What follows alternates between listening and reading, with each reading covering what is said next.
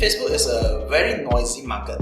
How do you actually make your ads stand out?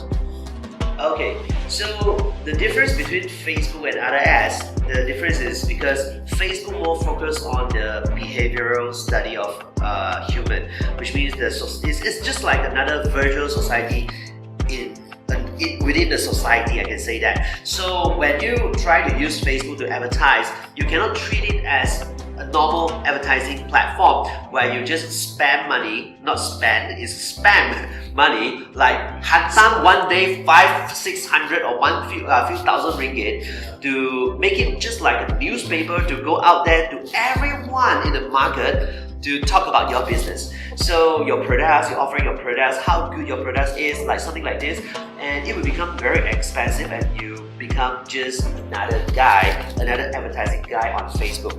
But if you truly understand social media marketing, where it is a society where you socialize with them, you can actually study the person behavior, what they like, how they like it, and what is their behavior, what is the words they want to hear. You can customize it very well. And another cool thing for Facebook, actually it can just let you to select which type of behavior of that person that you want to talk to, just like a customized salesperson, I can say.